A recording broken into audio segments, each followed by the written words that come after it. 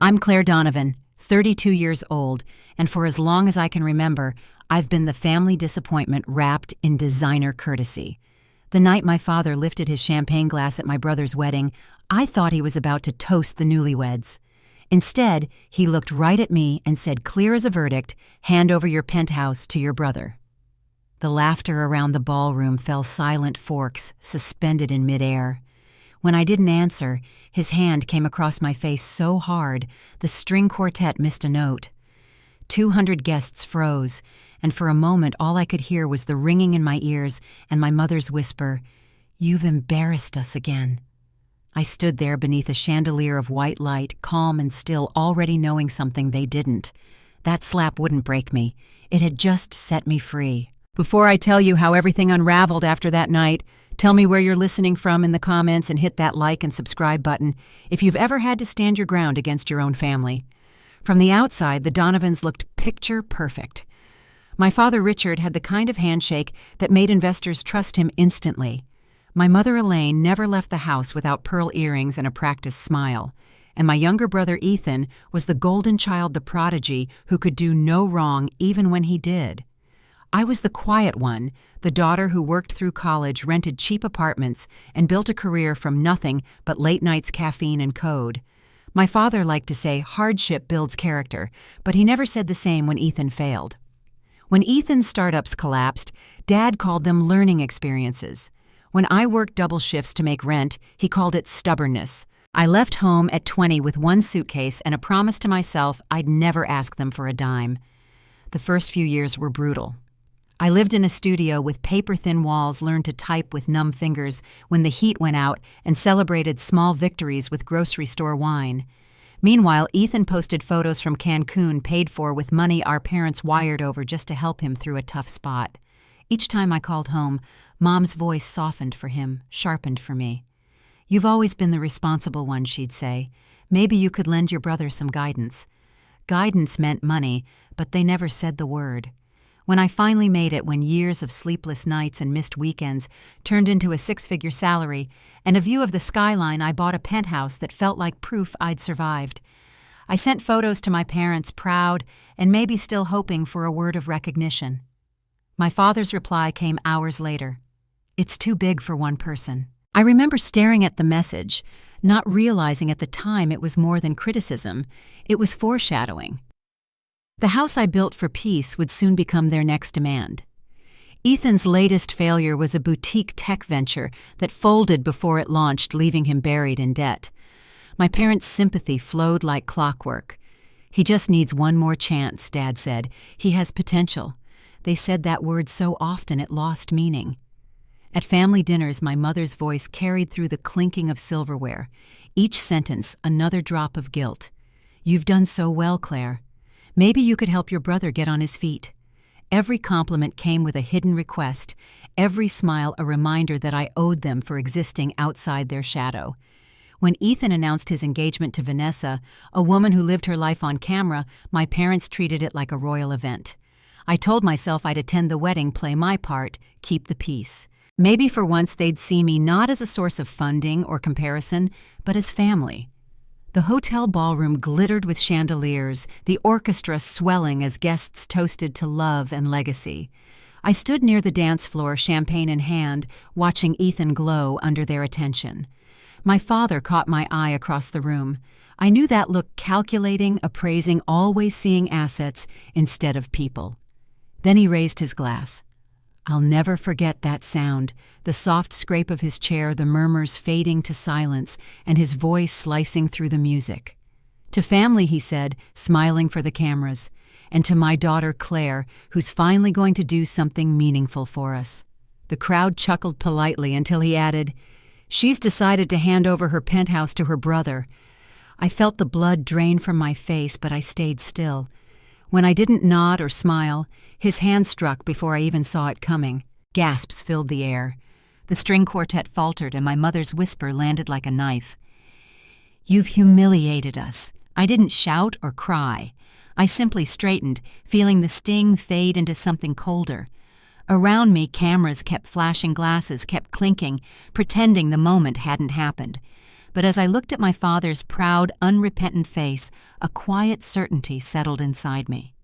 They hadn't just struck their daughter, they'd declared war on the only person who no longer feared them. When I left the ballroom that night, the city lights outside looked sharper, the air colder. My reflection in the glass doors didn't look broken, it looked awake. I didn't know yet how deep their betrayal would go or how much of my strength I'd need to take back what was mine. But I knew this much, the slap wasn't the end of anything. It was the beginning. The morning after the wedding felt unreal, like the world had moved on, but my skin still remembered the heat of my father's hand. My cheek throbbed when I touched it, and the faint outline of his fingers remained like a mark I couldn't wash away. Outside my window, the city buzzed, as if nothing had happened, traffic crawling horns echoing between high-rises, rain streaking across the glass. Inside, it was quiet enough to hear the hum of the refrigerator and the hollow sound of my own breathing. I sat at the kitchen counter with a cup of coffee gone cold, trying to decide whether to feel angry or numb. By noon, my phone began to light up with messages from numbers I hadn't seen in years. Some were cousins, others old family friends, each one carrying the same polished tone of concern that barely hid their judgment. "You shouldn't have provoked him, Claire. He's your father. Be the bigger person." Not one of them mentioned the slap. Not one asked if I was all right. It was as if everyone had quietly agreed that the real crime was my refusal to obey. I scrolled through the messages until the words blurred together, then turned the phone face down on the table. An hour later, another notification appeared, a text from Ethan. "You really ruined everything. Vanessa's furious. Mom says you owe Dad an apology." I read it twice before realizing I was holding my breath. Then I set the phone down, pressed block, and felt something shift inside me. It wasn't anger. It was a kind of peace that comes when you stop trying to explain yourself to people who will never listen. The next few days passed in silence. I worked from home coding until late hours, the city lights flickering across my desk. The quiet was different now. It didn't ache the way it used to. On Thursday morning, the doorbell rang. I opened it to find Ethan and Vanessa standing on the welcome mat like a pair of actors rehearsing entitlement. Ethan held a coffee cup looking casual, while Vanessa wore white jeans and carried a measuring tape. "We just need a few quick measurements," Ethan said, stepping forward as if it were his right. For what I asked, though, I already knew. "Our furniture," Vanessa replied lightly. "We're moving in after the honeymoon. Mom said you'd agreed." I couldn't help the laugh that escaped, short, sharp, and hollow. "Get out," I said, my voice calm but final. Ethan's expression hardened. "Don't make this harder than it has to be. You're single, Claire. You don't need all this space." I stared at him for a moment, seeing not my brother, but a man who had never heard the word no in his life. "You need to leave. Now." Vanessa hesitated, glancing at Ethan, but I was already closing the door. The lock clicked with a sound that felt more satisfying than any apology could have been. I leaned against the door for a moment, heart pounding, then walked to the window and watched the rain trace paths down the glass. That evening, my phone buzzed again. A new group chat had appeared, Claire's Penthouse transfer. There were 12 members. The first message was a photo of paint swatches. The second was from my mother, Ethan, and Vanessa, moving date confirmed. 2 weeks. For a long time, I just stared at the screen, unable to move. When I finally typed, all I wrote was, "This isn't happening." Seconds later, my father's name lit up the phone. "Ungrateful brat," he thundered the moment I answered. "After everything we've done for you, this is how you repay us." I kept my voice low. "Like what, Dad? What exactly have you done for me?" There was a pause, the faint sound of his breathing, and then the click of the line going dead. I stood there in the dark kitchen, the glow of the city outside reflecting off the marble countertops. For years, I'd accepted their version of love, one built on guilt and obligation. But standing there, I could finally see it for what it was. They didn't want a daughter. They wanted control. Sunday came like muscle memory. I drove to their house out of habit, maybe curiosity, maybe a trace of hope. The familiar scent hit me the moment I stepped inside lemon-polished garlic, the faint perfume my mother always wore. Elaine greeted me with a kiss on the cheek, her smile as practiced as ever. My father sat at the head of the table, pretending to read the newspaper. Ethan was already there, scrolling through his phone, looking smug. Dinner began quietly, the clinking of silverware filling the space where conversation used to live. Halfway through the meal, my father's hand slammed against the table, the sound so loud the dishes rattled. "Enough," he barked. "Ethan, get your keys next weekend or you're out of this family." My mother's fork paused midair. "It's what's best for everyone," she added softly, as if that made it kind. Ethan leaned back, smirking. "Don't make this ugly, Claire." I folded my napkin neatly, placed it beside my plate, and stood. "Then consider this dinner my last," I said quietly. No one spoke. No one reached for me. I walked out of that house without a backward glance. The night air was cool against my face, the stars faint above the glow of the neighborhood streetlights. I got in my car, turned the key, and sat there for a moment listening to the engine hum. For the first time in years, I felt light. I didn't turn on the radio. I didn't need to fill the silence. It wasn't heavy anymore, it was clean. I drove home through the quiet streets, the city skyline ahead of me, lights reflecting off wet pavement. Every mile between us felt like a layer of weight falling away. By the time I parked and stepped into the elevator, the exhaustion I'd carried for years had turned into something steadier focus. My reflection in the mirrored wall didn't look broken, it looked awake. That night sleep never came. I lay in bed watching shadows move across the ceiling, the memory of the slap looping through my mind. Each replay felt less like pain and more like proof. I'd spent my whole life believing endurance was love, but love shouldn't require erasing yourself. Somewhere between midnight and dawn, the anger cooled into clarity. If they wanted to take what I'd built, I'd show them what that really meant. At sunrise, I walked into the kitchen, poured a glass of water, and looked out at the skyline. The buildings shimmered in the early light, the world waking up as if nothing had changed. But something had. I picked up my phone and scrolled to Jasmine's contact.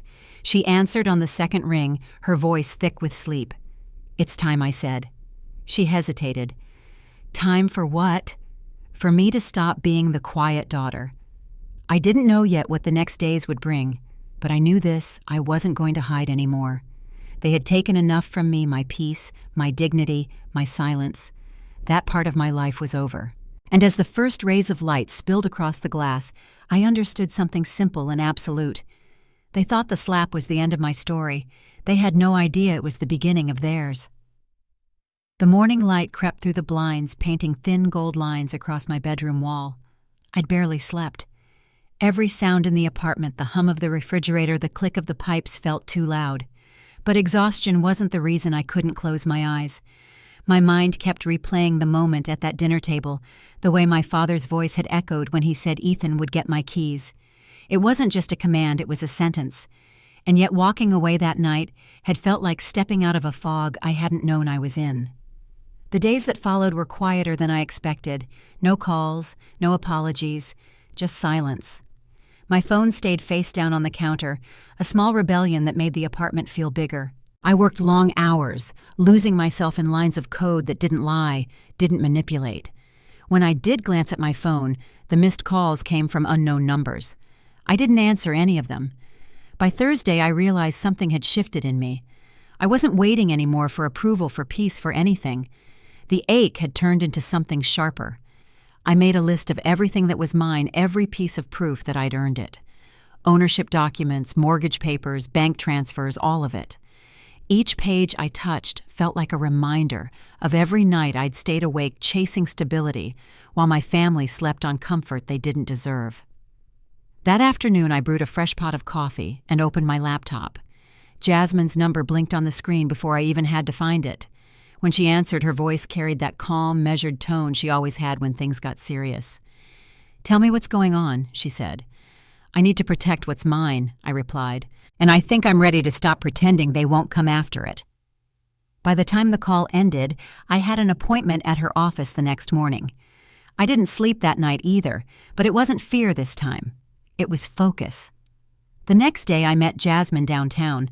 Her office overlooked the river, the kind of quiet view that made difficult conversations feel lighter. She wore a dark blazer, hair pulled back, already reading through the documents I'd brought before I even sat down. Between us sat a cup of untouched coffee and a USB drive that held a decade's worth of family messages, texts, and recorded voicemails, every insult disguised as advice, every demand dressed as obligation. When Jasmine finished scrolling, she leaned back in her chair, her expression unreadable. "This is harassment, Claire," she said finally. "You have enough to build a case?" "Not yet," I answered. "But I will." Her pen tapped lightly against the folder. "If you want to do this right, you'll need evidence of intent proof that they're trying to take your property." I nodded.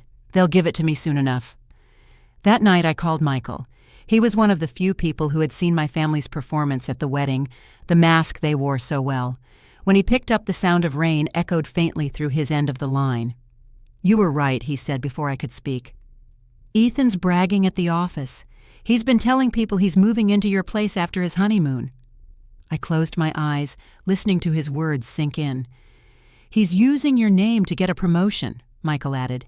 "HR thinks you endorsed him. He's been flashing around fake documents, emails that look like they came from your account." The shock hit first, followed by a steady pulse of anger. "He's really doing that?" I asked quietly. "He has no idea you're one of the company's silent owners," Michael said. 30% through your holding company, right?" That made me pause. "He doesn't know," I said. "Good," Michael replied. "Then let him keep talking. You'll need every word when the truth comes out." When the call ended, I stood by the window for a long time watching the city lights shimmer against the rain. Beneath the sound of passing cars and distant thunder, I could almost hear my father's voice again, telling me to be grateful to stay quiet. I wasn't quiet anymore. The next morning I called Reynolds, the head of security at my building. He owed me a favor from years back when I helped his daughter land an internship. "I need footage from the last week," I told him, "especially near my unit." He didn't ask questions, just promised to send what I needed. By that afternoon, I had the files. When I opened them, I nearly laughed. There they were, Ethan and Vanessa standing outside my door while I was at work. Vanessa held her phone high, snapping a photo in front of the number plate, tagging it with the words, "Future Home." I paused the video, mid-frame, her smile bright and careless, Ethan's hand on her shoulder. I sent the clip to Jasmine with a single line, "They just made your job easier." Her reply came seconds later, "This is gold." That evening, I created 3 folders on my computer and labeled them Legal, Financial, and Evidence. I spent hours filling them bank statements, copies of text messages, even old receipts showing every time I'd paid their debts. Each document made the picture clearer, sharper. They had taken from me for years, and I'd let them. That ended now. By Friday, Jasmine had drafted the first cease and desist letter, along with a preliminary restraining order. She sent me a message that simply read, "When you're ready, we can deliver this in person." I typed back, "Invite them here, all of them." Her response came with a single question. "Are you sure I've been ready my whole life?" I whispered to no one. The rain started again that night, steady against the glass. I stood by the window looking out at the skyline, the same view my father once said was too big for one person. The city glowed, each building sharp against the storm. I felt calm, steady, almost weightless. They thought they had cornered me. What they didn't realize was that I'd spent my entire life preparing for this moment. I turned off the lights, left the computer running, and sat on the edge of the bed. My phone buzzed once more this time with a message from an unknown number family meeting. "Sunday at 7. Don't embarrass us again." I smiled, the kind that doesn't reach your eyes. Sunday would come, and when it did, they'd finally see who they were dealing with.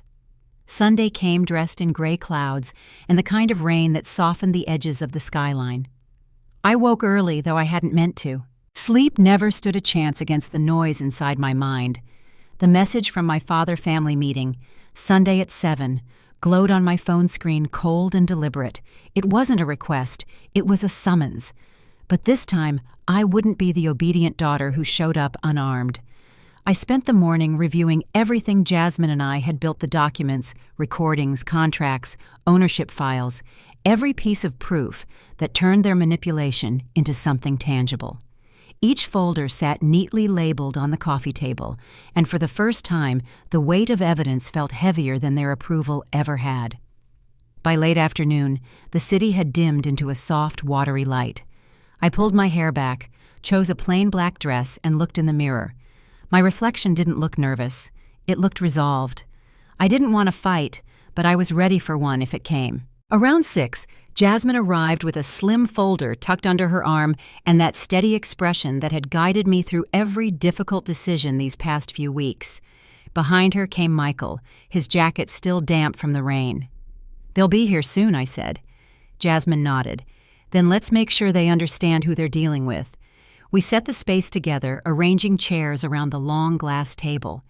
It felt less like preparing for a meeting and more like setting a stage. Reynolds came by shortly after with his security badge still clipped to his belt. "Everything's set downstairs," he said quietly. "Elevator logs, door cameras, no surprises." His calm presence steadied me more than he probably realized. By 7 sharp, the doorbell rang. Through the rain-smeared glass, I saw them umbrellas, dark coats, polished shoes. My father led the way holding a manila envelope like a verdict. My mother followed her eyes darting around the lobby as if she still expected applause. Ethan stood just behind them, phone in hand, already smirking. Vanessa lingered at his side, her smile tight, her gaze uncertain. I opened the door and stepped back. "Come in." They entered without hesitation, shaking off raindrops, murmuring about the view. My father gave a small, approving nod.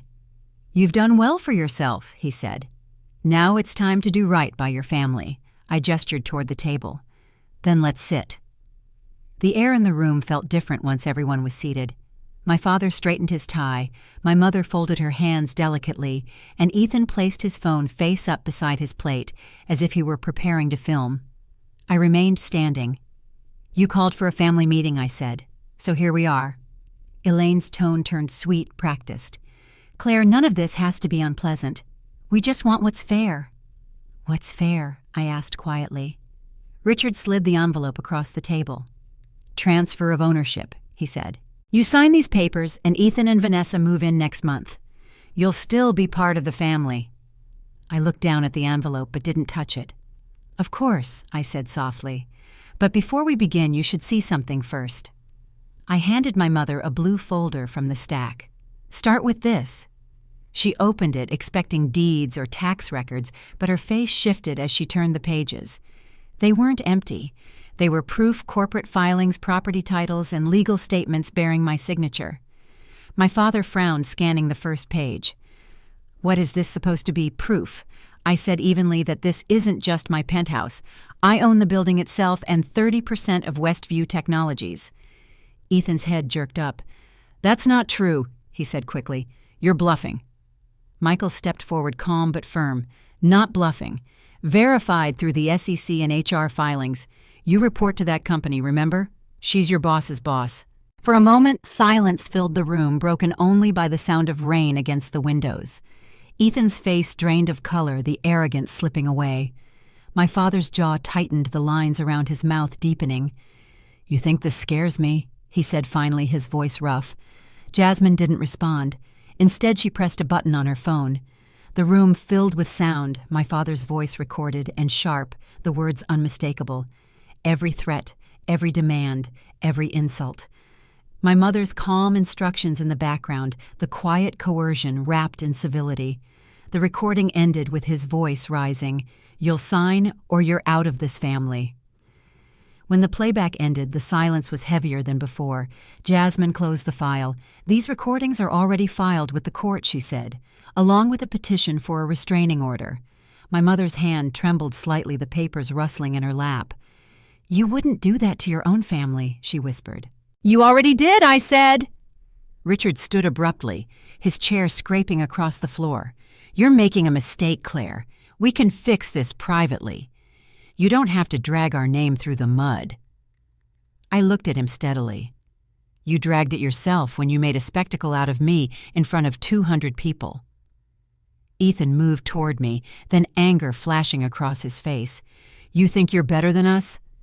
Before he could take another step, Reynolds appeared from the corner, calm but solid. "Sir," he said evenly, "I'd suggest you leave." Ethan froze his bravado, deflating in an instant. I looked at my father. "You called me ungrateful, but I paid your mortgage. I cleared your debts. I paid your son's tuition when you wouldn't. You drained me dry and still called it love." For a long moment, no one spoke. My father's shoulders sagged. My mother's mascara began to smudge her voice faint. "We just wanted the family together," she said. "No," I said quietly. "You wanted control." I moved to the front door and opened it. "You'll all leave now. If you contact me again, everything in those folders goes public. Ethan, your company will know what you did. Mom, your friends will know the truth. Dad, your reputation will vanish faster than you can rebuild it." My father's mouth opened, then closed again. Ethan glared, but said nothing. Vanessa lingered last, eyes uncertain. When she spoke, her voice was barely above a whisper. "I didn't know," she said. "Then start being different," I answered. When the elevator doors closed, the sound echoed down the hall like punctuation at the end of a long chapter. Jasmine touched my arm gently. "You okay?" she asked. I exhaled, steady and calm. For the first time, yes. We stood there for a while, listening to the storm outside. The thunder rolled, the rain streaked down the glass, and somewhere in the distance, the city lights blinked like tiny beacons against the dark. They thought they'd broken me. They never understood they were the ones who'd just been set free. When the elevator doors finally closed that night, I stood in the silence they left behind, listening to the storm wash against the glass. For years I'd dreamed of peace. But this quiet didn't feel like a dream. It felt like a clean start.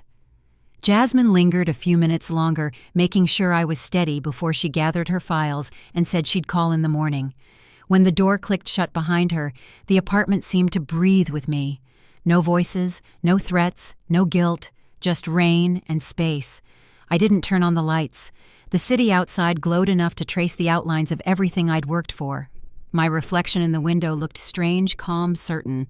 For so long I'd carried their approval like armor, trying to earn what should have been freely given. But standing there with thunder rolling in the distance, I realized something simple. I didn't need them to see my worth. I just needed to stop giving them the power to define it. The next morning, sunlight broke through thin clouds, washing the city in gold. My phone stayed still on the counter. No messages, no missed calls. Jasmine texted around noon. Restraining orders approved. I read the words twice, letting them sink in. The noise, the pressure, the manipulation. It was over, at least legally. I replied with a single word. "Thank you." By midweek, Michael called. "You're going to want to hear this," he said, his voice carrying that mix of disbelief and satisfaction. HR looked into Ethan. "Turns out he falsified records, used your name to push deals, even forwarded confidential files to his personal email." I stayed quiet, listening to the weight of his words. "He's been terminated," Michael finished, effective immediately. For a long moment, all I could hear was the faint hum of the city outside. I hadn't expected to feel joy, just relief. "Thank you for telling me," I said softly. "He did this to himself," Michael added. "You just stopped covering for him." After the call ended, I sat by the window with a cup of coffee, watching the traffic move below. The world hadn't changed, but I had. The guilt I used to carry no longer fit. Every sacrifice I'd made to hold that family together had finally stopped being my burden. That evening, I started cleaning, not out of routine, but out of intention. I opened drawers, cabinets, boxes, anything that still held traces of them. Old photos of family vacations where I stood at the edge of the frame. Birthday cards that started with "We're proud of you" and ended with "Don't forget your brother's loan." Even the porcelain vase my mother insisted would tie the room together. I packed them all carefully into cardboard boxes and taped them shut. The air felt lighter with every item that disappeared into storage. When the last box was sealed, I stood in the middle of the room and looked around.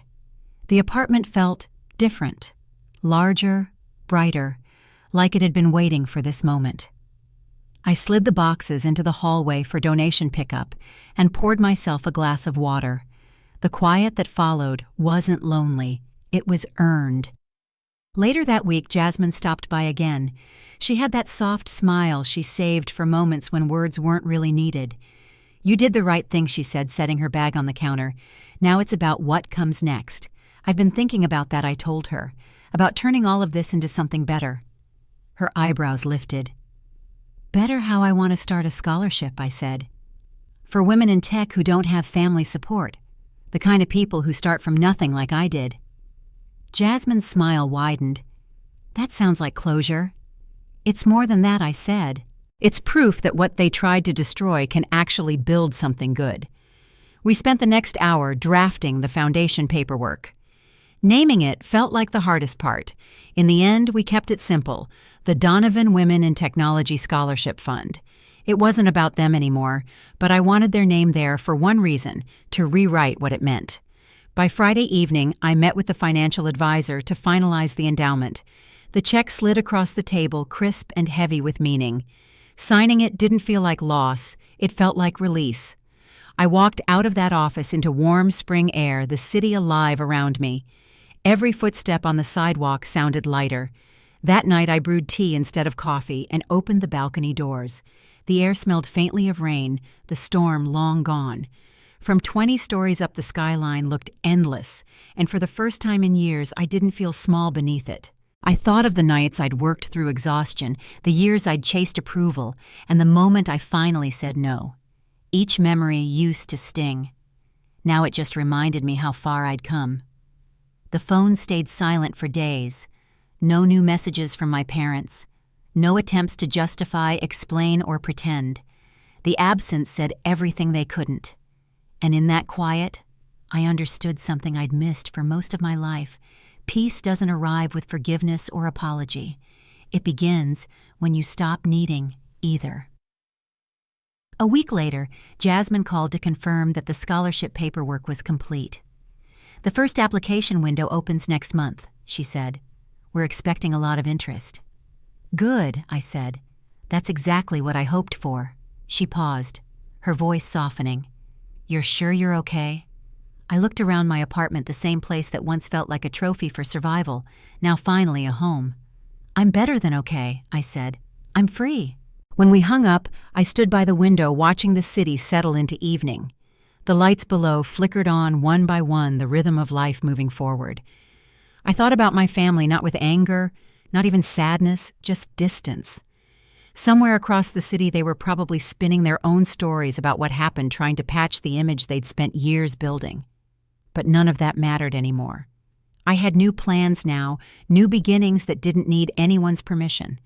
The check I signed that morning would help someone else start a life like mine, one built from resilience, not inheritance. And maybe that was the real victory. Not revenge, not validation, but the simple truth that I could turn what they meant to break into something that would last. As the last light faded, I closed the balcony doors and turned off the lamp. The apartment sank into a soft glow from the city outside, warm and alive. The silence that surrounded me wasn't empty. It was earned one choice, one boundary, one breath at a time. The first morning after everything settled, the city felt brighter, like someone had turned up the light just a little.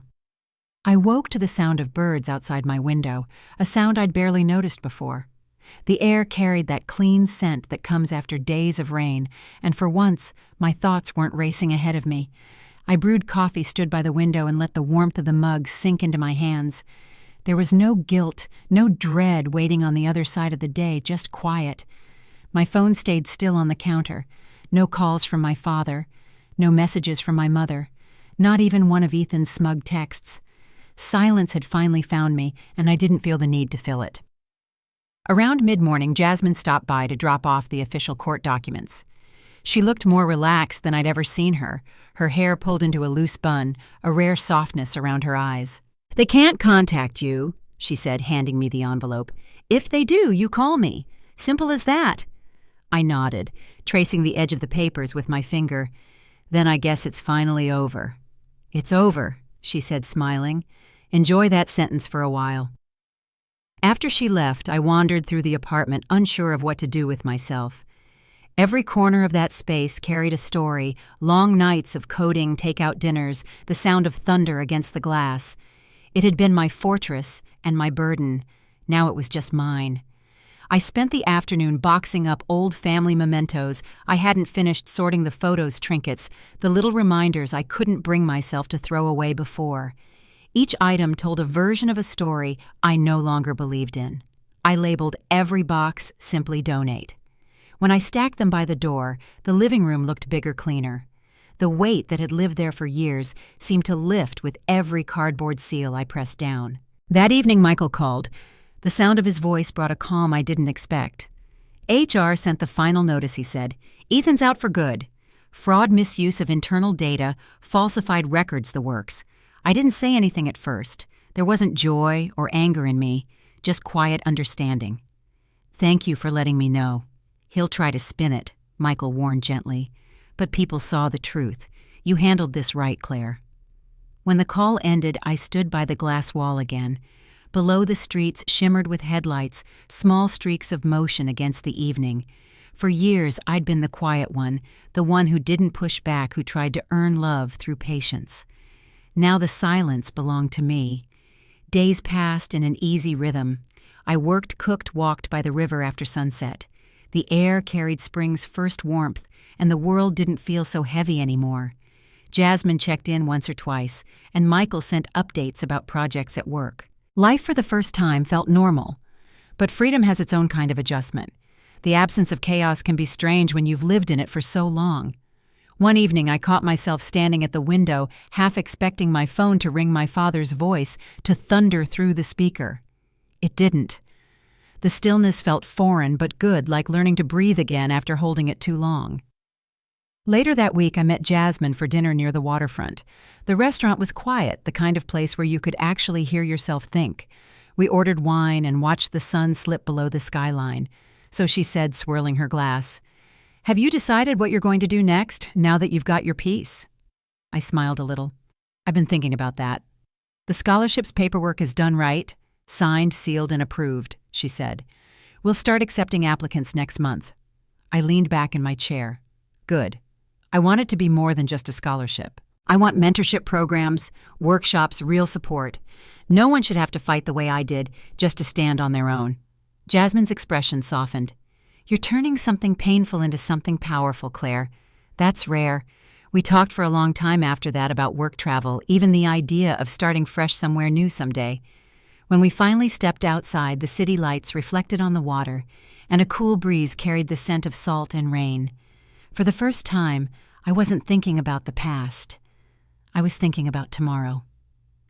When I got home, the apartment greeted me with quiet again. The boxes by the door were gone. The donation company had picked them up that morning. The empty space felt like a blank page. I turned off the main lights and let the glow of the city fill the room instead. In the weeks that followed, the scholarship gained attention faster than I expected. Emails poured in from women who'd read about it online, each story familiar in its struggle: hard work, dismissed independence, mistaken for defiance, love replaced by obligation. Jasmine helped me set up interviews and reviews, while Michael handled the tech side of the application system. My name started appearing in small articles and local publications, though I tried not to pay too much attention. The focus wasn't on me, it was on what we were building. One morning an email came in from a journalist who'd covered Ethan's firing. The subject line read, "Family Fortune and the Fight for Freedom." I stared at it for a long time before deleting it. There was nothing left to explain. By early summer, the first scholarship recipient was selected, a young woman from Ohio named Maya Brooks, 22 years old, studying software engineering, working 2 part-time jobs to pay tuition. When I read her essay, something in it struck deep. She wrote about building her future from the ground up, about how no one believed in her until she learned to believe in herself. When Jasmine called to tell me the news, I said quietly, "She reminds me of someone I used to be." A few weeks later, we flew her out for the official announcement. The day was bright and windless, the kind of day where even the city seemed to pause and listen. Watching Maya stand on that stage, nervous and proud, I realized what the last few months had been leading toward. This wasn't just closure, it was the beginning of something that would outlast the noise my family had made. After the event, Maya thanked me with tears in her eyes. "You gave me a chance I didn't think I'd ever get," she said. I smiled. "Then use it to become someone they can't ignore." That night I came home and placed the framed photo from the ceremony on my desk. In the picture, Maya's hand is clasped in mine, both of us smiling into the sun. For the first time in my life, I looked at that image and saw not what I'd escaped, but what I'd built. The city lights outside flickered softly as I turned off the lamp. The reflection in the window showed a woman who no longer waited for anyone's permission to exist. And as the night stretched quiet and still, I knew the story wasn't about loss anymore. It was about what comes after. The morning after Maya's award ceremony, I woke before sunrise. The city outside was still quiet, a soft haze floating above the skyline. I poured a cup of coffee and stood by the window watching the first light paint the buildings gold. The photograph from the ceremony sat on my desk. Maya smiling, her hand clasped in mine, both of us caught in that bright moment of possibility. For the first time, I didn't see the reflection of what I'd lost. I saw what I'd built. Over the next few weeks, the scholarship program grew faster than any of us had expected. Jasmine and I spent long hours in her office reviewing applicants, refining outreach building partnerships with companies that wanted to sponsor internships. The calls and meetings that once filled my life with tension now carried a purpose that felt grounded and good. Each story we read, every applicant's struggle to find footing in a world that underestimated them, reminded me how familiar their pain was and how far I'd come from it. Then one afternoon, Michael stopped by my office, his expression serious but not urgent. "I thought you'd want to know," he said, resting a folder on my desk. "Ethan's situation got worse. Word spread after the firing, other companies started digging. No one's hiring him. He's been blacklisted across half the industry. I didn't open the folder. Is he okay?" "He's fine as far as I can tell. But your parents, they're not taking it well." I nodded slowly, unsure of what to say. The silence stretched between us until Michael added gently, "Don't feel guilty for what he did to himself." After he left, I sat for a long time staring at the skyline. The news didn't bring satisfaction, just a quiet acceptance. My family's downfall wasn't mine to carry. The choices they made had finally caught up with them, and for once I wasn't the one cleaning up the mess. That evening, I stopped by the cafe across from my building. The rain had returned, drumming softly against the windows. A few people sat tucked into corners with laptops and books, the smell of espresso warm in the air. I ordered tea instead of coffee, something calming, and let the sound of the rain fill the space between thoughts. When I returned home, a small envelope waited outside my door, the kind used for personal letters. There was no name on the front, only my address in my mother's careful handwriting. I hesitated before picking it up. For a moment, I considered dropping it straight into the recycling bin. But curiosity won. Inside was a single sheet of stationery. The handwriting was unmistakably hers, elegant, practiced fragile at the edges. "Claire, we've done things that can't be undone. I don't expect forgiveness. I only hope you'll know that we're sorry. Your father hasn't been the same since that night. Neither have I. We see now what we cost you. Take care of yourself. Mom." There was no return address, no phone number, nothing to invite a response. I folded the letter once, placed it on the counter, and stood there in silence. It was the first apology I'd ever received from either of them. It didn't erase anything, but it settled something that had been restless inside me for years. Not closure, just acknowledgement. Sometimes that's enough. Over the next few days, I found myself thinking about the small moments that used to define my family, the dinners, the unspoken hierarchy, the endless rehearsals of perfection. It all felt distant now, like watching a movie I'd once believed was real. There was sadness in that, but also relief. I wasn't angry anymore. I was simply done. One afternoon, Maya came by the office for her mentorship session. She had just finished her first major project at her internship, glowing with the kind of pride that only comes from hard work. She handed me a small handwritten note. "Just something to say thank you," she said. Inside, her words were simple but heartfelt. "You showed me that success doesn't need permission. Thank you for believing in me before I believed in myself." I smiled, feeling a warmth rise that had nothing to do with pride and everything to do with purpose. "You earned this," I told her. "Don't ever let anyone tell you otherwise." After she left, I placed her note beside my mother's letter on the counter. 2 messages from 2 very different worlds, one born from regret, the other from gratitude. Both reminders that sometimes endings and beginnings can sit quietly side by side. That night I walked through the apartment, turning off lights one by one. The city glowed softly through the glass, the rain leaving small rivers against the windows. I stopped at the balcony, sliding the door open just enough to feel the cool air brush against my face. Somewhere below, a car horn echoed faintly, then faded into the steady hum of the streets. Jasmine called just before midnight. "Everything's official," she said. "The scholarship fund's been featured in 2 national publications. Donations are pouring in." "That's incredible," I said. "You should be proud, Claire." "I am," I admitted, "just not in the way I expected to be." She paused before speaking again. "You know peace looks good on you." After we hung up, I leaned against the doorframe and let the quiet fill the space. She was right. Peace had taken a long, winding road to find me, but now that it had, I wasn't letting it go. The next morning, sunlight replaced the rain. I brewed my coffee and stood at the same window where this story began, only now the reflection staring back wasn't a woman waiting to be seen. She was someone who'd learned that peace doesn't come from approval and strength doesn't need an audience. I took one last look at the skyline, the city unfolding beneath the morning light, and whispered a small thank you to the struggle, to the lessons, even to the storm that once shattered me. Because without it, I wouldn't have found this view.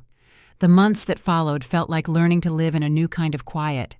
My life wasn't louder or brighter, it was simply steadier. I woke each morning to the soft hum of the city and the smell of coffee, the small details that used to get lost in the noise. Work was busy, but not overwhelming. The scholarship program grew quickly with more sponsors, more students, more letters of gratitude than I could count. Every one of them reminded me why I had chosen peace over bitterness.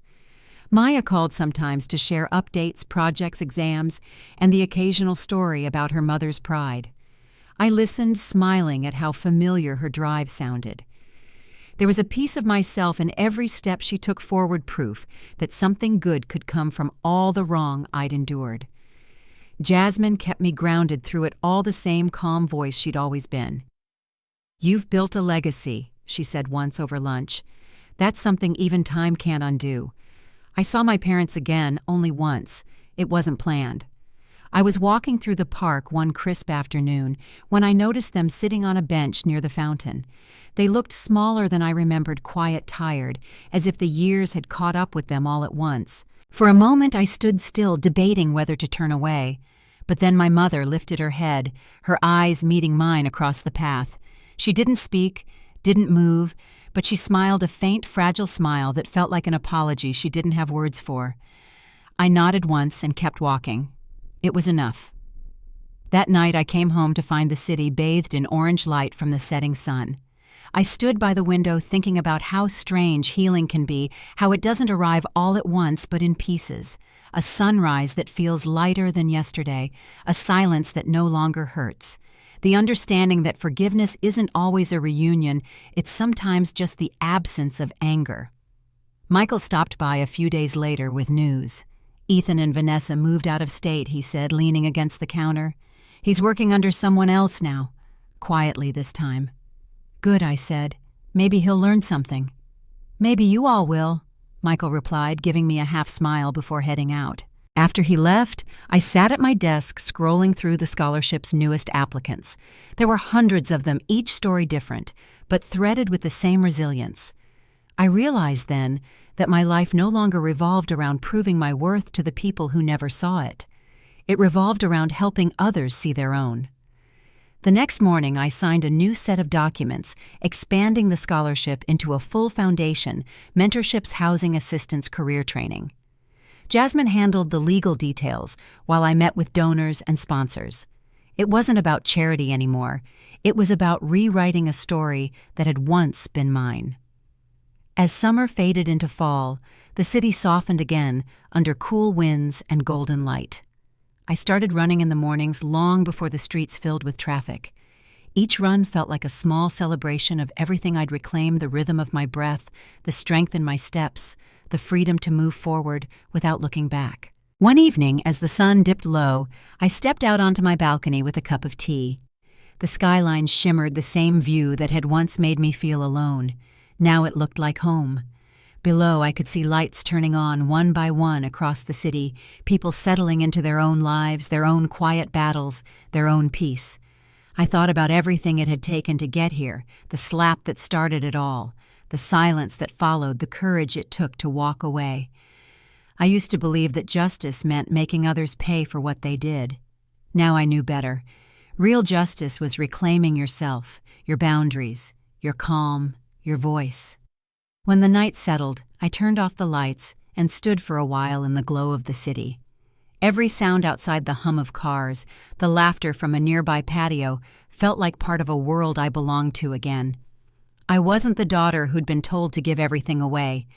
I was the woman who had learned what was worth keeping. If you've ever had to start over, you know the truth of it. Healing isn't about erasing the past. It's about outgrowing it. It's about finding peace even when the apology comes too late or never comes at all. I raised my cup to the skyline, the steam curling into the cool air, and whispered a quiet thank you to the girl I used to be, the one who stayed long enough to learn when it was time to leave. Before I go, tell me this. Have you ever found strength in walking away?